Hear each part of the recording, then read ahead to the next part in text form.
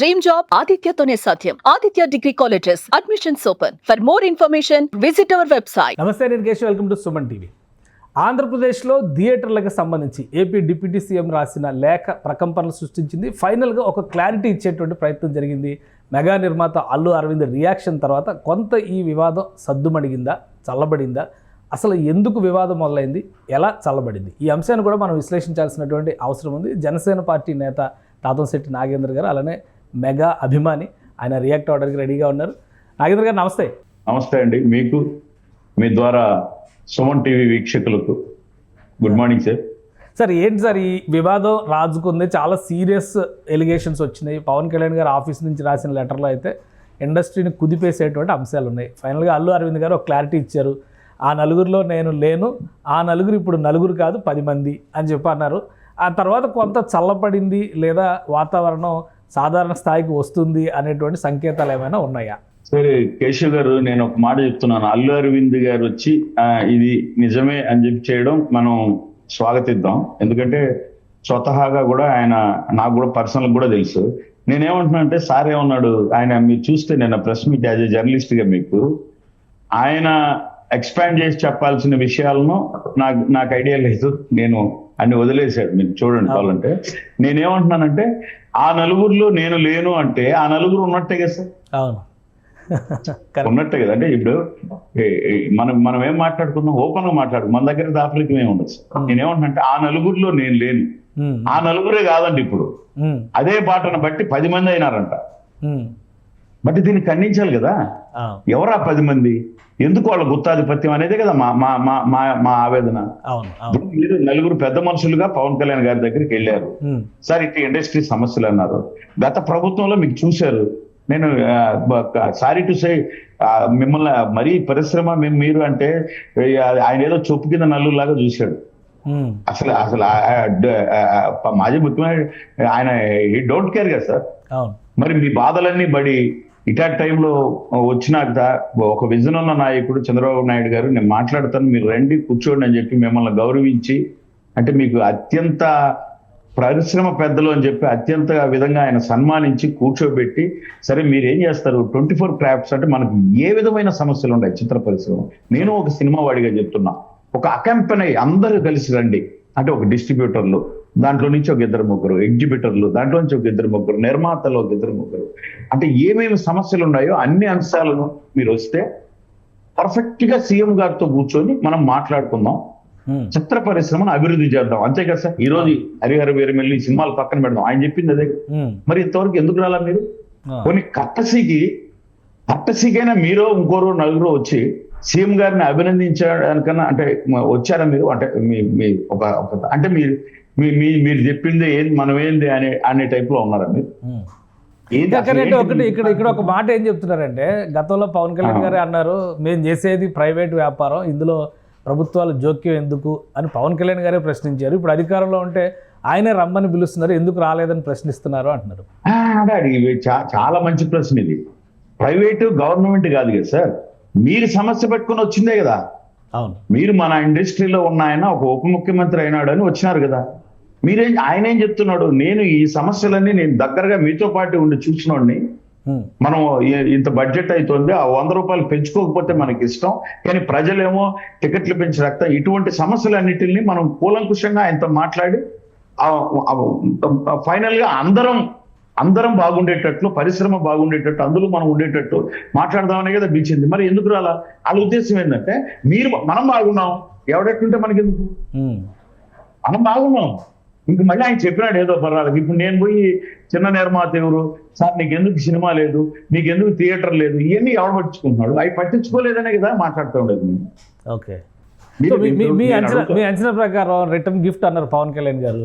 Intentional గానే film industry పెద్దలు లేదా ఫిల్మ్ ఇండస్ట్రీలో ఉన్నటువంటి అసోసియేషన్స్ ఇగ్నోర్ చేసినాయి అనుకోవాలా? పవన్ కళ్యాణ్ గారి సినిమా ముందర ఈ రాద్ధాంతం పెట్టడానికి కూడా అదే కారణమా? కేశవ్ సార్, మా ఒక మాట, మన దగ్గర ఏముండదు, ఓపెన్ మాట్లాడుకుందాం. దిల్ రాజు ఆయన లేకపోతే మా జీవితాలు ఏమైపోయింది సార్. ఈ సినిమా పరిశ్రమలో మాకే ఆయన అండగా నిలబడ్డాడని ఓ నలుగురితో చెప్పిస్తారని నేను సుమన్ టీవీ ద్వారా ఐషియన్ సునీల్ అయింటే ఆయనే కదా సార్ మా జీవితం, ఆయన మా సహాయం చేసినాడని చెప్పిస్తారా? అరవింద్ గారి వల్లే మేము ఈరోజు 10 మంది అన్నం తింటున్నాం అని చెప్పిస్తారా? డి సురేష్ బాబు లేకపోతే మాకు ఏంటి సార్ మా పరిస్థితి చిత్రసీమలో అని ఒక 5 మందితో చెప్పిస్తారా? నాన్న ఎవరికి ఉపయోగపడారు సార్? మీరు కొన్ని లక్షల మందితో చెప్పిస్తారు. పవన్ కళ్యాణ్ గారు అదే సినిమా పరిశ్రమ నుంచి వచ్చి కష్టపడి రాత్రులు పగులు సినిమా చేస్తూ ఆ డబ్బు తీసుకొచ్చి 3,000 మంది కౌలు రైతులు ఇప్పుడు నిన్నటికి మొన్న సైనికులు ఎక్కడ పోయినా 50 లక్షల కోటి ఎక్కడ వస్తుంది సార్? ఆయనకి వేరే వ్యాపారం లేదు, ఆయనకి మైండ్స్ లేవు, ఆయనకి సిమెంట్ ఫ్యాక్టరీలు లేవు, గాలి మరలు లేవు. ఆయనకు తెలిసిన విద్య అదే. ఆ సినిమాలో ఏదో ఇస్తే ఒక 50 కోట్లు 40 కోట్లు ఇస్తే అబ్బా సంతోషం ఆయనకు, అడ్వాన్స్ ఇస్తానే ఇంక మనం ఏమేమి ఎవరెవరికి ఇవ్వాలని అంత ఇదిగా ఉన్న హ్యుమానిటీలో, అంత ఇదిగా మానవత్వంతో ముందుకెళ్లే నాయకుడితో మీకేం చేయండి అంటే నేను అడుగుతున్నా, గుర్తుందో లేదో డిసెంబర్లో కదా సార్ ఇది వచ్చింది సమస్య. మరి ఎందుకు ఆగింది? ఎవరి కొడుకు సినిమా ఉండదని ఆగింది, ఎవడి తమ్ముడు సినిమా ఉండదని ఆగింది సంక్రాంతిలో. ఇక అప్పుడే థియేటర్లు గొడవ చేసి స్టార్ట్ చేయొచ్చు కదా. అంటే మీ కడుపు అంతా నిండిపోయిన తర్వాత ఇప్పుడు కూడా నేను చెప్తున్నా, ఎందుకంటే కేశవ్ గారు మీకు అర్థమైందో లేదు నేను చెప్తున్నా, మీకు అర్థమయ్యేట్టుగా నేను చెప్తున్నా. ఎందుకు పవన్ కళ్యాణ్ గారు గొడవ చేస్తున్నారు, ఎందుకు ఈ సమస్య ఎంత జటిలం అవుతుంది అనే దానికి చెప్తాను. ఇప్పుడు 11 సంవత్సరాల నుంచి ఇబ్బంది పడుతున్నాడు అన్నమాట ఏఎం రత్నం అనే ఒక నిర్మాత. అంటే మీ నలగరితో పోలిస్తే 100% గొప్ప సందేశాత్మక చిత్రాలు తీశాడు ఆయన, భారతీయుడు కానీ ఒకే ఒక్కడిగా. మీ నలగరి మీరు ఆ విధంగా చెప్పుకోవడానికి సినిమా ఏది లేదు మీకు. కానీ మీరు మెగా నిర్మాతలు, మెగా ప్రొడ్యూసర్లు, నో డౌట్ దాంట్లో. ఇప్పుడు ఏం చేశారు? ఎగ్జిబిటర్లు మీరే, పంపిణీదారులు మీరే, థియేటర్ ఓనర్లు అన్నీ మీరే. గుర్తాదు. ఇప్పుడేంది, ఆయన ఒక సినిమా తెచ్చుకున్నాడు. ఆ సినిమాని పర్సంటేజ్ రూపంలోనో ఇంకో రూపంలోనో ఈయన పోయి సరెండర్ కావాలి. ఓపెన్ ఇది నాకేం చేస్తుంది? ఇప్పుడు ఒక సినిమా వస్తుంది పవన్ కళ్యాణ్ది, బాగా అమ్ముతారు, 150, 200 కష్టం పడి తీస్తారు, బాగా చూస్తారు జనం. కాబట్టి ఈ డబ్బును మనం ఏం చేయాలి? సరే, మీరు అదే చిన్న సినిమాకి ఎందుకు పోటీ పడడం లేదు? పర్సంటేజ్ ఆ చిన్న సినిమా వచ్చేటప్పటికి ఏమంటారు తెలుసా సార్ వీళ్ళు?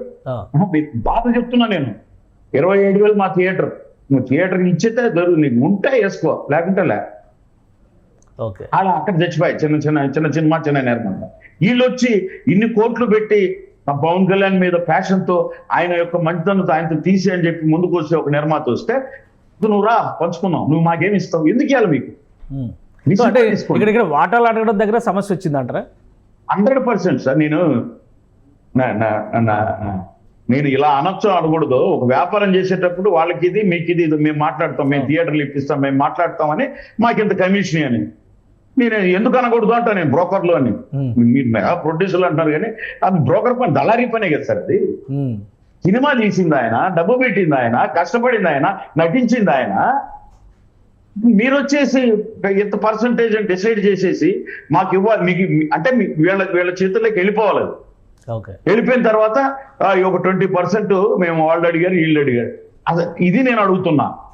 మీరు ఆయన సినిమా వచ్చేటప్పటికే ఇబ్బంది పెట్టి, లేదంటే ఎలాగైనా వస్తారులే అని చెప్పి, దాని మీద ఆయన స్పందన ఏముందంటే ఎందుకు ఇవన్నీ? రోజు మీరు ఒక జీవో పెడితే 10 రూపాయలు 20 రూపాయలతో ఎంఆర్ఓలను పెట్టి ఎదుర్కొన్న వ్యక్తి ఇటువంటి లెక్క చేస్తాడు ఆయన? Okay, done. ఇప్పుడు మీరు థియేటర్లో నేను అడుగుతున్నాను కేశవ్ గారిని, నాకు వేరే వాళ్ళతో పని లేదా, అక్కడ నిర్మాతలతో నాకున్న ఇంటిమసీతో కేశవ్ గారిని అడుగుతున్నాను. ఇప్పుడు మీరు, నేను, లేదంటే ఒక మధ్యతరగతి ఎంప్లాయీ ఒక సినిమా పోతాడు సార్. ఇప్పుడు మనకు ఏం బిల్లు, మన పిల్లలకు తెలుసా? మనం పెద్దవాళ్ళం తక్కువ వాళ్ళం తెలియదు కదా. కూర్చుంటానే ఒక ప్యాకేజ్, ఒక 500 రూపీస్, డాడీ మాకు అది కావాలంటే తీసేయాలి కదా. మనం టికెట్ల కంటే ఎక్కువ ఉంటుంది. కూల్ డ్రింక్ 100 రూపాయల నుంచి 50 రూపాయలు వాటర్ బాటిల్. కూల్ డ్రింక్ ఎంత అండి? 4 పాప్కార్న్. బయట అదే వస్తువులు 3 కలిపి 30కో 40కో దొరుకుతాయి. మరి ఎవరికి వెళ్తుంది ఇదంతా? ఎవరు ఈ గుత్తాధిపత్యం? అంటే మీరు లీజుకి తీసుకుంటున్నారు కదా సార్. ఈ లీజు సంవత్సరానికి వాడు కట్టినప్పుడు వీడికి 6 నెలల్లో ఇక పాప్కార్న్ లో ఒక సినిమా పడితే వచ్చేయాలి అదంతా. ఎవరు నియంత్రిస్తారు ఇవి? పోనీ అక్కడ అన్ని వసతులు ఉన్నవా? మీరు బాత్రూమ్కి పోయినప్పుడు కానీ ఇంకోటి కానీ అన్ని క్లీన్ చేసి అది అదిగో మళ్ళీ కరోనా, చెల్లికి మళ్ళీ పెళ్ళినట్టు అంటున్నారు. ఆ జాగ్రత్తలు తీసుకుంటున్నారా? వీటన్నిటి మీద ప్రభుత్వం, మీరు వ్యక్తిగతంగా మీ ములాజులతో ఏం రావద్దు. ఎవరైనా సరే మీరు ప్రభుత్వ వ్యవస్థలతో మాట్లాడుకొని ప్రభుత్వ విధి విధానాలతో ఏ విధంగా ఉండాలి థియేటర్లు అనే దాని మీద మేము క్షుణ్ణంగా ఉంటాం, నాట్లే ఉంటాం అన్నాడు ఆయన. ఉందాం. కానీ అల్లు అరవింద్ గారు ఒక మాట అన్నారు, పవన్ కళ్యాణ్ గారు లాంటి వ్యక్తి సినిమా వస్తుంటే ఆపుతాం, థియేటర్లు మూసేస్తాం అనడం ఒక దుస్సాహసం అవుతుంది, ఆ సమావేశాలపైన నాకు ఇంట్రెస్ట్ లేకే 3 సమావేశాలను నేను అవాయిడ్ చేశాను, మా వాళ్ళని కూడా పార్టిసిపేట్ చేయొద్దని చెప్పాను అని చెప్పారు అన్నారు. సో ఆయన పోకుండా, ఆయన పార్టిసిపేట్ చేయకుండా ఉండడం గొప్ప సార్, నేను కాదన్ను. బట్ ఆయన ఈ సమస్యను ఎలా వెళ్తారని చెప్పి చొరవ తీసుకోవాల్సిన బాధ్యత లేదా? అంటే నేను వెళ్ళలేదు అంటే మేమేమనుకుంటాం, ఈయన ఉన్నాడు ఎందుకు లేదు, నువ్వు పోలేదేమో, నీ వాళ్ళని పంపిలేదేమో, మీరు మాట్లాడండి ఈ విషయం అని చెప్పినావేమో. అంటే నేను తప్పుగా అనుకో, ఆయన మీద మాట్లాడడంలే. నేనేమంటున్నానంటే ఎవరైనా కావచ్చు. ఇప్పుడు ఈయన వచ్చాడు, నేను ఇదే చెప్తున్నా కదా, బన్నివాస్ కూడా నిజమే సార్ మాట్లాడింది అన్నాడు, ఆయన కూడా అసోసియేట్ అయి ఉన్నాడు కాబట్టి జనసేన. రేపు పొద్దున్నే దిల్ రాజు వచ్చి ఆయన సినిమా ఆపగలమా అంటారు, ఇంకొక ఆయన ఏషియన్ సినీ కరెక్టే ఇది ఆయన అడగకూడదు అంటారు. అందరూ ఆ నిర్ణయంకి వస్తారు. ఎందుకు వస్తున్నారు ఆ నిర్ణయం చెప్పండి మీరు? అంటే ఎవరిని ఉద్దేశించి మేము బాధపడుతున్నాం? ఈ సమస్య లేదు కదా, అన్ని ఎవరి పార్టీ కూడా ఇచ్చేస్తే నేను బాధపడుతున్నాను ఎందుకని? నేను అందుకనే ఆయన సరే మీరు ఈ విధంగా ఉన్నప్పుడు, అంటే కృతజ్ఞత లేకుండా ఉన్నప్పుడు, మీకు మర్యాద కూడా ఇవ్వకుండా, మిమ్మల్ని అతి తక్కువ హీనంగా, మీకు ఇండస్ట్రీ వాళ్ళంటే హీనంగా దీనంగా అని దిగజారి మిమ్మల్ని చూస్తా ఉన్నటువంటి, మీరు ఎంత కోటీశ్వరులు సినిమా కోట్లు పెట్టి చూస్తా ఉన్నప్పుడు మిమ్మల్ని నేను ఓపెన్ మాట మేము దగ్గర తీసి మేము ఉండి ఇండస్ట్రీ వాడిగా నేను గౌరవించినప్పుడు మీరు ఇచ్చిన గౌరవం ఏంది?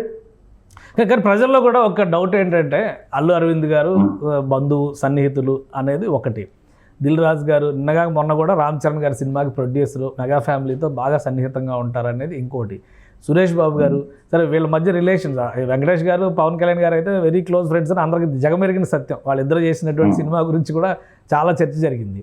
ఇక అటు సురేష్ బాబు గారి ఫ్యామిలీ కూడా తెలుగుదేశం పార్టీకి చాలా క్లోజ్గా ఉండేటువంటిది ఒకప్పుడు, ఇప్పుడు ఉందా లేదా నాకు తెలీదు. డి రామానాయుడు గారు ఎంపీగా కూడా చేశారు అప్పుడు. సో వీళ్ళందరూ ఏ రకంగా చూసినా కానీ ఎన్డీఏ పక్ష పార్టీలకు చాలా దగ్గరగా ఉండేటువంటి వ్యక్తులు అనే అభిప్రాయం ఉంది. ప్రజల్లో ఒక అభిప్రాయం ఏంటంటే, ఎందుకు పవన్ కళ్యాణ్ గారిని వీళ్ళు టార్గెట్ చేస్తారు? ఈ పర్సంటేజ్ వివాదమే ముదిరి ఈ రకంగా బయటకు వచ్చిందా, లేదా ఇంకా వేరే కారణాలు ఏమైనా ఉన్నాయా? నేను వేరే కారణాలు అయితే నేను ఎతకను సార్. నేనైతే 100% చెప్తున్నా. నేను వీళ్ళే నిర్మాతలు అంటారు, వీళ్ళే ఎగ్జిబిటర్లు అంటారు, వీళ్ళే థియేటర్లు అంటారు. మీరు అన్నారు ఇప్పుడు ఆ వెంకటేష్ గారికి ఆ స్నేహం మా నాయకుడితో అందరికీ ఉంటుంది సార్, నో డౌట్. దాంట్లో ఇప్పుడు ఆయన ఒక కళను కానీ ఒక కళాకారుని నమ్ముకున్న వాడిని కానీ అత్యంత ప్రేమిస్తాడు. ఆయన సాటి చిన్న ఆర్టిస్ట్ ని కూడా మీరు అన్నారు ఇప్పుడు పార్టీల పరంగా వాళ్ళు టీడీపీతోనే యాత్ర సినిమా తీసిన డైరెక్టర్ వచ్చినా ఆయన ఒక డైరెక్టర్ గానే గౌరవిస్తాడు. అంత గొప్ప మానవతావాది పవన్ కళ్యాణ్ గారు, దాంట్లో నో డౌట్. ఆయన అది తీసినాడు. నేనేమంటున్నానంటే, ఇప్పుడు వీళ్ళు ఇంకొకరిని ఎందుకని ఇప్పుడు ఇంకొకరిని నేను ఇందాక అడిగా వాళ్ళు చేశారని, ఇప్పుడు నేను మళ్ళీ అడుగుతున్నా, ఇండస్ట్రీ పెద్దలుగా మీరు బాధ్యత వహించాల్సిన అవసరం లేదా? రెండోది, మీరేమంటారు, మీ క్షుణ్ణంగా ఎదిగి పాన్ ఇండియా 500 కోట్లు 200 కోట్లు, మరి డి రామానాయుడు గారికి సురేష్ గారికి ఆస్తి లేదా, డబ్బు లేదా? మరి వెంకటేష్ ఎందుకు, నీకు కూడా కొడుకున్నాడు కదా రాణా కాకుండా అభిరాము, నువ్వు ఒక 500 కోట్లు పెట్టి పాన్ ఇండియా సినిమా చెయ్యి, నువ్వు మెగా నిర్మాత అని నిరూపించు. ఈ పనులు అక్కడ సాధించు. అల్లు అరవింద్ కూడా ఇంకా 2 కొడుకులు ఉన్నారు కదా, వాళ్ళని దిల్ రాజు ఆయన అందంగానే ఉంటాడు కదా, ఆయన ఒక సినిమా తీసి ఆయన సత్తా చూపించమను, హీరోగా తీసి 500 కోట్లతో ఇది దిల్ రాజు అంటే నిరూపించుకోమను ఆయన నటుల్లో కదా. నేను అనేది, మీకు తెలిసిన కొన్ని అంటే విద్యలనో ఇంకోటో పెట్టుకొని మీరే కొనసాగాల, మీరే బ్రతకాలి. ఈ గుత్తాధిపత్యానికి మేము వ్యతిరేకము. నాగేంద్ర గారు అదే విషయం, గుత్తాధిపత్యమే లేదు అని అన్నారు. 1500 థియేటర్లు ఉంటే 15 మాత్రమే మా కంట్రోల్లో ఉన్నాయి అన్నారు అరవింద్ గారు. మిగతా వాళ్ళ పరిస్థితి కూడా అంతే, ఎవరి దగ్గర కూడా నాట్ మోర్ దాన్ 400-500 థియేటర్స్ ఉండే పరిస్థితి ఇప్పుడు లేదు అంటున్నారు ఆయన. మీరు ఇంకో గుత్తాధిపత్యం అంటున్నారు. మీరు ఆల్రెడీ మెగా అభిమానిగా, మీరు అసలు ఆ సినిమా ఎగ్జిబిషన్ దగ్గర నుంచి సినిమా ప్రొడక్షన్ దాకా మీకు చాలా అనుభవం ఉంది అందులో. ఈయన 15 అన్నాడు సార్, నేను అరవింద్ సార్ తో ఎగ్జిబిషన్ ఏం కాదనలే, ఆయన 15 అన్నాడు, ఇంకొక ఆయనకి 30, ఇంకొక ఆయన నోటితోనే 10 మంది అన్నాడు, 200 థియేటర్లు. మీరు నమ్ముతారో నమ్మరో, ఈ 200 థియేటర్లు తప్ప ఎక్కడ సినిమా చూడాలని కోరుకోరు ప్రేక్షకులు. ఇక అర్థం కావడం అంటే మీకు వచ్చే ఒక చిన్న సినిమా వస్తుంది సార్, అంటే ఎన్ని చెప్పాలి మీకు? ఒక డైరెక్టర్ ఎవరో ఎందుకు, మా రాయలచెట్టు అబ్బాయి ఒక అబ్బాయి ఉన్నాడు, సినిమా తీశాడు, కిరణ్ అబ్బవరం, అంటే మా జిల్లా ఉమ్మడి కడప జిల్లా అయితే. ఇప్పుడు ఆ సినిమా సూపర్ హిట్, అతను బయటికి పోయినాడు అనుకో, ఆటోమేటిక్ గా మీ ఇలా కొడుకులకైతే 10 కోట్ల నుంచి ఉన్నట్టుండి 50-100 కోట్లు అవుతుంది రెమ్యునరేషన్ ఒక సినిమాతోనే. ఇప్పుడు ఆ అబ్బాయికి ఏంది, మీరు ఆ సినిమా ఉండగానే 3 సినిమాలో 4 సినిమాలో అగ్రిమెంట్ చేసుకుంటారు. మేము కదా నీకు లైఫ్ ఇచ్చింది, 20 ఇచ్చాం కదా ఫస్ట్ సినిమాకి 30 తీసుకోవాలి. బయటికి పోతే 1 కోటి ఇస్తారు, అతనికి 2 కోట్లు ఇస్తారు. అంటే నేను ఒక ఎగ్జాంపుల్ ఇస్తున్నా, నేను ఎవరు ఏమని చెప్పడంలా. ఇట్లా అంటే మీరు వాడి కష్టపడి వాడి తల్లిదండ్రులు వాడి ఆశయాలతో వచ్చినటువంటి వాడి ఒంట్లో అంటే ఎందరినో చూసి నేర్చుకుని ఇట్లా ఉండాలి అని చెప్పి వాడు చేసే కళను కూడా మీరు దోచుకుంటారు. ఓకే, అంటే ఏంది బిజినెస్ కదా సార్ అది. వదిలేయండి ఫ్రీగా. నీ సినిమా హిట్ అయింది బయటకు పోతే వాడు 1 కోటి రూపాయలు అంటాడు, ఇచ్చేవాడు సినిమా తీసుకుంటాడు. మీకెందుకు? మీకు అలా జరగలేదు నాకు చెప్పమనండి, వచ్చి కెమెరాల ముందుకు వచ్చి కేశవ్ దగ్గరకు వచ్చి మేము అటు చేయలేదని చెప్పండి. నేను 10 చూపిస్తా ఎగ్జాంపుల్. ఈ సినిమా ఇక్కడ ఉండగానే క్లైమాక్స్ వచ్చే లోపల 2 సినిమాలకు అడ్వాన్స్ ఇదే డబ్బు. ఈ సినిమాలు 20 లక్షలు ఊరికే కూడా చేస్తాడు. ఫస్ట్ టైం ఫేమ్ రావాలి కాబట్టి నేను ఊరికే కూడా చేస్తాడు. కానీ గోల్ ఒకటి ఉంటుంది కదా సార్. అంత పెద్ద హిట్ అయినాక 1 కోటి రూపాయలు 2 కోట్లు, అదే మీ బిడ్డలో మీ వాళ్ళు అయితే 20 కోట్లు ఇచ్చేవాళ్ళు. గబుక్కున ఇప్పుడు ఆయన రేంజ్ పాన్ ఇండియా స్థాయికి పోయింది, ఆయన 100 కోట్లు 150 కోట్లు అని వేస్తారు. అదే వాడి పరిస్థితి ఏంటి? అంటే నేను అనేది ఎన్ని విధాల చక్రబంధనం చేస్తుంది మీరు. అది నాకు ఎవరైతే ఏంటి, దిల్ రాజు అయితే ఆకాశం నుంచి ఊడిపడ్డా, ఏషియన్ సునీల్ అయితే ఎవరైనా మా హీరో వరకు మా నాయకుడు వరకు వచ్చితే ఇంత పెద్ద మానవత. మీరు పాన్ ఇండియా హీరోలో ఇంకోటో నిర్మాతలో మీరు మా నాయకుడు పాన్ వరల్డ్ మానవతావాది. ప్రపంచంలో అవతల వ్యక్తికి సహాయం అంటే తన కవచల కుండలాలైనా ఒలిచి వాడికి సహాయపడాలని చెప్పే వ్యక్తి మీరు. ఆయన సరే చూద్దామని మీ వ్యాపారానికి అని ఇప్పుడు వచ్చి బయటపడి వ్యాపారానికి అడ్డుపడ తగులుకుంటే మేము ఎంతవరకైనా పోతాం. మొత్తం మీ చరిత్రను కేశవ్ గారి ఆధ్వర్యంలో, సుమతి ఆధ్వర్యంలో బుర్రకథల్లా చెప్పగలం. మీరు తట్టుకోలేరు. మిమ్మల్ని ఎక్కడికక్కడ కట్టడం ఇదే మేము చెప్పింది. మీరు ఓకే గుడ్, మీరు వచ్చి లేదు అంతా ఇప్పుడు రేపు పొద్దున్న ఇప్పుడేం పవన్ కళ్యాణ్ గారు ఏం మీరు అట్లా ఉండండి. ఏం ఆయన అయితే ఏం ముఖ్యమంత్రి, మనం కరెక్ట్ గా జిఎస్టీ కడుతున్నాం, మనం అన్ని చేద్దాం అని నిలబడండి. ఏం చెప్తున్నాడు ఆయన? సగటు మానవుడికి సగటు ప్రేక్షకుడికి ఏం వసతులు కావాలి, మీరు దయచేసి వ్యక్తిగతంగా వచ్చి తలగీరుకోను వచ్చి 200 500 టికెట్లు అడగద్దండి. ఇంకా మీ సమస్యను ఏమున్నా అధికారులకు పెట్టమన్నాడు. మేము 100 రూపాయలు టికెట్ పెట్టినప్పుడు ఆ 100 రూపాయలు వస్తుందా లేదా థియేటర్ల మీద ఒక రిపోర్ట్ ఇవ్వమన్నాడు. ఎవ్రీథింగ్ ప్రతిదీ ఉంటది. ఇంకా ఓకే, సో ఇంకొకటి ఈ వ్యవహారం మొత్తం కూడా తూర్పుగోదావరి జిల్లా నుంచి మొదలైంది. కొంతమంది ఎగ్జిబిటర్లను ఇన్ఫ్లుయెన్స్ చేసినటువంటి మాజీ రాజకీయ నాయకుడు, మాజీ ఎమ్మెల్యే ద్వారంపూడి చంద్రశేఖర్ రెడ్డి పేరు కూడా తీసుకుంటున్నారు. అక్కడి నుంచే కాన్స్పిరసీ ఉంది అంటున్నారు. ఒక పార్టీ, జనసేన పార్టీ నాయకుడిగా మీరేం చెప్తారు? అతను ఛాలెంజ్లు చేసి 4-5 ఛాలెంజ్లు ఇద్దో పవన్ కళ్యాణ్ గారు నువ్వు ఓడిపోతున్నావు, నువ్వు ఇది ఎవడు జనసేన పిల్ల జనసేన అని చెప్పి మాట్లాడి సన్నాసి మాటలు అన్నీ మాట్లాడి మొదటి సన్నాసి అయిన వ్యక్తి ద్వారంపూడి చంద్రశేఖర్ రెడ్డి. ఆయన ఇన్ఫ్లుయెన్స్ చేసేవాళ్ళు వీళ్ళేం మనుషులు? ఆయన ఇన్ఫ్లుయెన్స్ చేస్తే మనుషులు ఏం మనుషులు? ద్వారంపూడి ఆయన ఏమన్నా, నేను అడిగేది ఈయన ఇన్ఫ్లుయెన్స్ చేయను, ఈయనకి సహకరించడానికి ఈ 4 ఈ 5 మందో వీళ్ళేమన్నా స్వాతంత్ర సమరయోధులా, లేదా మొన్న యుద్ధానికి మేమేమైనా చేస్తామని చెప్పి చేసినటువంటి నిర్మాతల అతికి సాయం చేసి కుట్ర జరిగింది. కందుల దుర్గేష్ గారు కుట్ర జరిగింది, ఎంక్వైరీ కూడా జరిపిస్తామని చెప్పి 100%. ఎందుకంటే ఏ కోణంలో మనం నిలువరించాలి, ఏ కోణంలో మనం నిలువరించాలి, ఏ కోణంలో మనం దెబ్బకు. నేను అదే అన్నాను, మీ నలుగురు కాదు, ఆ వెనకలో ఉన్నాడు ఎవడో రమ్మన్నా, ఆడెంత పెద్ద మగోడైనా. మనం